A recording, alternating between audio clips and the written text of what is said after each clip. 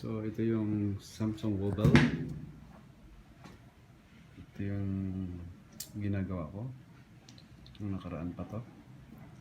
Bali may sira siyang pyesa, switch or IC switch para dun sa inlet valve. Dahil yung inlet valve umaandar mag-isa. Hindi mo pa on, umaandar na. Ibig sabihin shorted yung IC. Kaya in-orderin ko muna sa Lazada. Ngayon okay na, may pyesa na tayo. Abangan nyo, ikakabit natin yung pyesa, no? Pakikita ko sa inyo kung anong pyesa yung itsura niya. So, wait nyo. Start. Okay, ito na po. Pinabaklas na natin siya. Medyo mahirap lang baklasin to.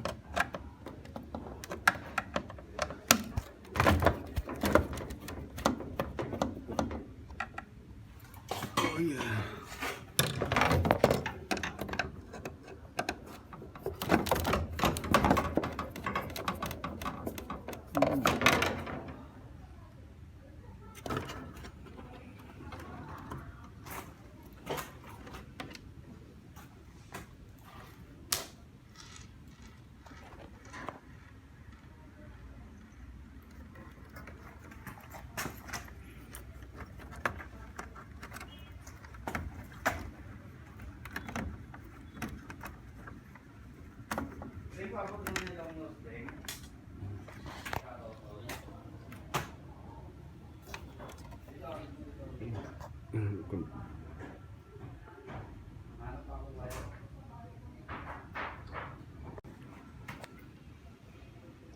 Ito na, nabaklas na natin siya, no?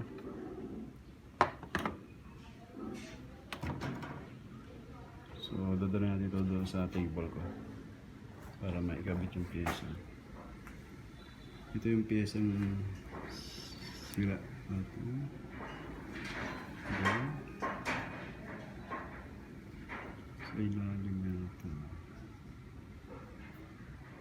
Sa ilalim. Nasa ilalim yung pyesa.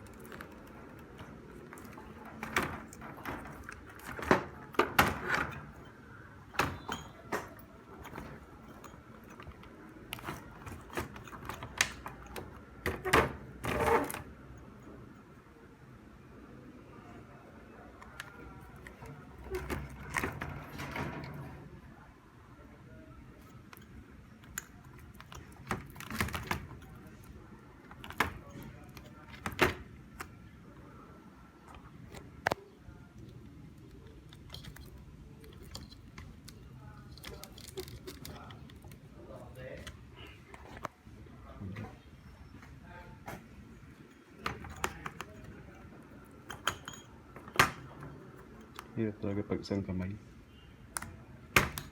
Pause ko muna.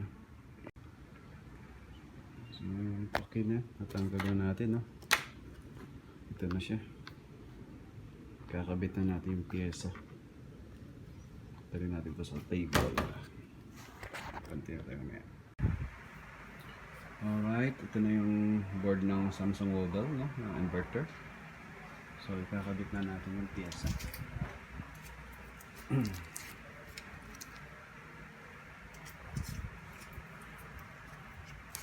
Ito yung pyesa na sira. Ito yung shortage. Kaya umuugo yung inlet valve. Unang saksak mo pa lang, hindi pa pinapower, nag-ano na siya. Umiingay na yung inlet valve. Maandar na kaagad. So ito yun, yung icing to. Pag kayo naka-encounter ng Samsung Wobble ganito, yung inverter, kadalasan ang nagiging dahilan nito, ito. May shorted to, mababa lang. Pakikita ko sa inyo, no?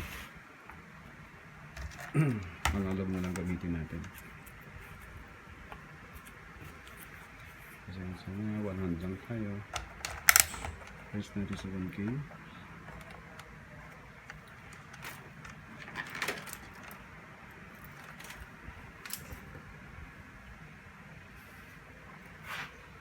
kabit. Itong connection na to ang may short.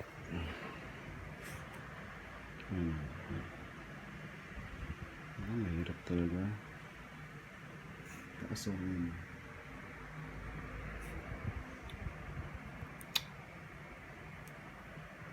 Yan ang may short. Yung pyesang side na to.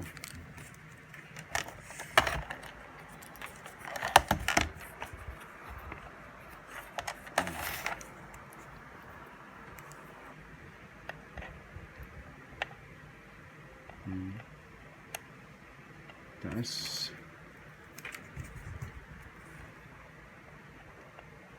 Okay. Ito naman yung bago. Kunin natin yung bagong pyesa, no?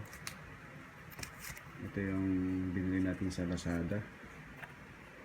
Ito, yung bago. Ayan, tingnan natin kung anong difference nila, no? Ito yung bago. Mahaba pa yung mga paa. Yung bago. Nakalata mo hindi pa nagagamit.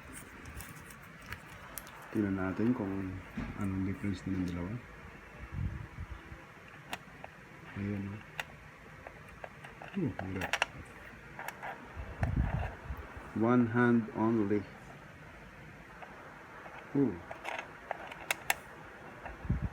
Maganda to, putulan natin ng adhesive. Ay, ng tape para hindi siya naggalaw-galaw.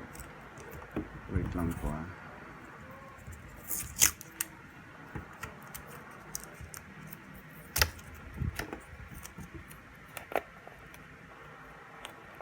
Wala kasi nyo makita kung ano yung difference ng dalawa.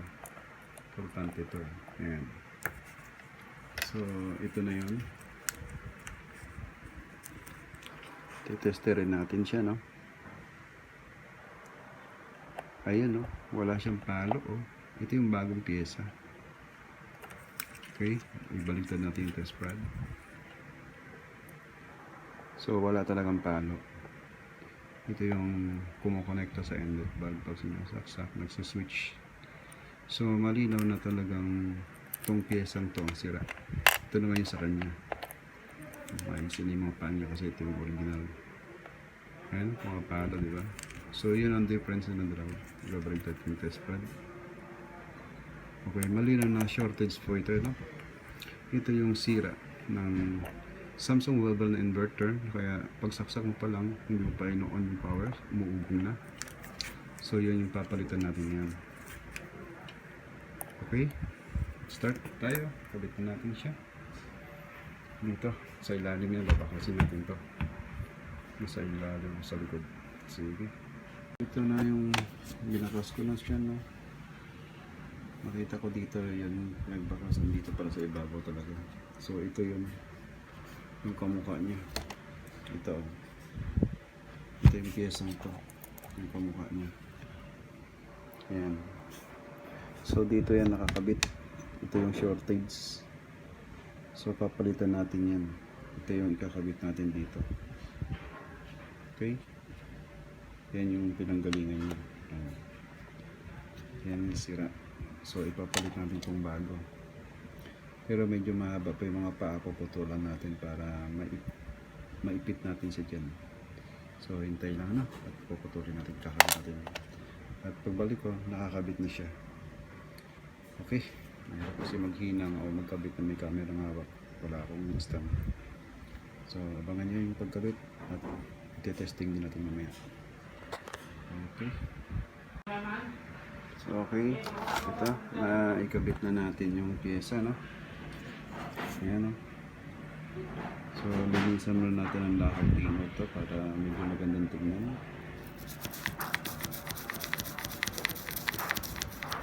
Okay. Explain ko lang, no? Bakit paliwanag ko lang sa inyo. Kasi kung sakali kayo maka-encounter, baka magtaka kayo yung sabi yung pinalitan kong piyesang ito inlet valve. Location niya ay hindi ito sa inlet valve kundi sa lagyanan ng sabon o downy. Ang icing ito nakakonect to sa yung lagyan ng sabon. Dalawa kasi itong icing to, isa itong isa. Ito. So, ito yung inlet valve talaga. Ang ginawa ko kasi para ma-prove ko lang na sira yung piyesang yan na shorted para sa akin, pinagpalit ko lang sila. So, ito yung sa may lagyanan ng sabon at ito naman yung sa inlet valve. So, itong tinanggal ko kasi ito, inorderan ko ng piyesa muna at tinry ko muna ikabit dito. So, ito yung IC na gagawin dito, nilipat ko lang. Okay? So, yan yung dahilan kaya na-prove kong sira talaga ang IC at shortage. At malaki ang difference ng dalawa. So yun lang para sa maliwanag na explanation ko lang to. Baka kasi sabihin nyo ito yung inlet valve IC, hindi po. Ito ang inlet valve IC at ito naman yung ito yung para sa yung pag naglagay ka ng mga powder o downy kung saan maglagay doon. Makikita naman natin yung sa may harapan ng cover ng Samsung model. Mayroon doon lagyan ng sabon. Dito siya nakabase. Pinagpalit lang natin, no? Or change. Ganun. Okay? So, dahil nakabili na tayo ng case at dumating na yung order natin. So, dito ko na lang nilagay yung case. Hindi ko na siya tinanggal doon para hindi tayo doble trabaho. Parehas lang naman silang number ng piyesa. So, ngayon titesting na natin siya, no? Okay? Start ko tayo. Okay, ito ng board. Sasalpak na natin ito doon para matesting na natin. So, i-close na natin siya, no? Okay, hindi ko na may pakita yung pagsasara ko nito. Medyo isang kamay ng hawak ko at hindi ko kayang buuin siya. So, ipakikita ko na lang yung video sa inyo na buo na. Isalpak ko na lahat. At ite-testing na lang natin, no? So ito yung pinaikabit natin yung IC. Ayan, yung IC, dalawa. So sasalpak na natin siya para makita ninyo kung paano natin siya na-fix ng maayos. Okay, balik ako. Okay, sarado ko na siya, no? Okay na po. Sarado ko na yung unit. Ito na yung Samsung model. Itong plug na to, once na sinasaksak mo, umpisa pa lang ng ginagawa ko to, umuugong na. Ngayon susubukan natin siya, no? Umuugong siya. Kasi pag saksak pa lang, umuugong na yun. Tingnan natin kung umuugong pa rin siya. Ngayon ko pa lang siya isasaksak. Pagkatapos masalpak natin itong port sa loob. Okay, subukan natin isaksak.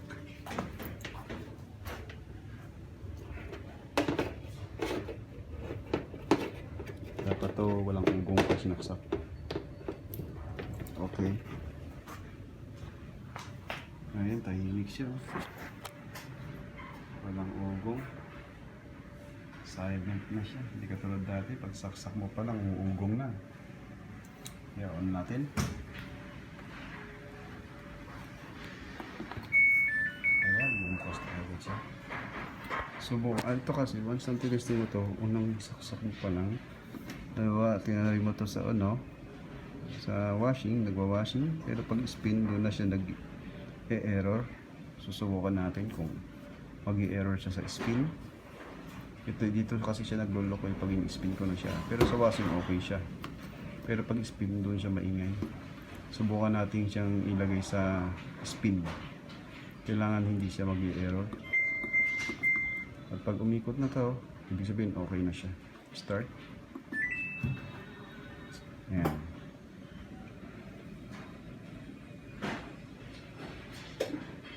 Kailangan iikot siya.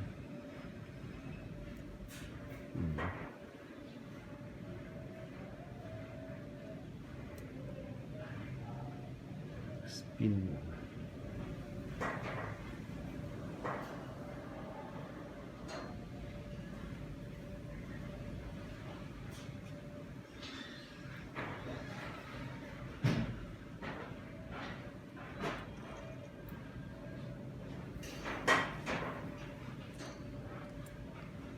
Tanggal.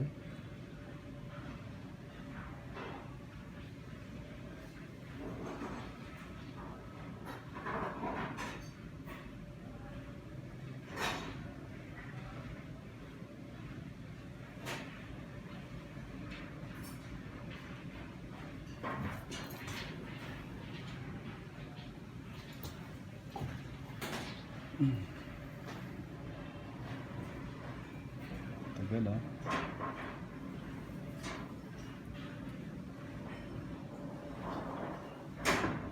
Yan, gumalaw na.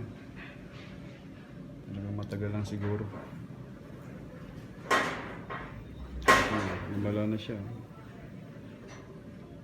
So, back to normal na yung galawan niya. Hindi katulad dati, maugong na, tapos nag-e-error na siya.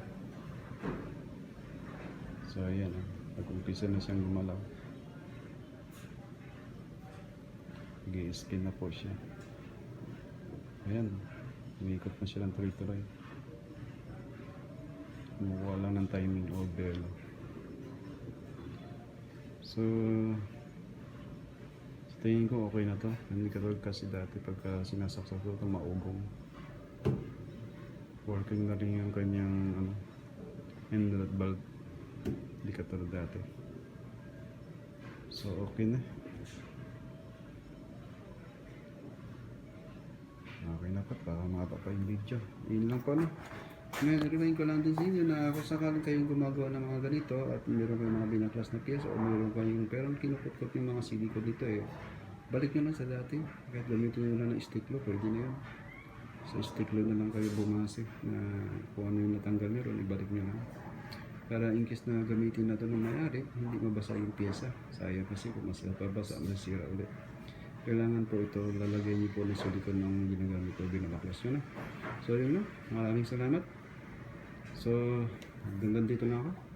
Subscribe to my channel at saka like and share na rin po. Thank you, thank you. Okay.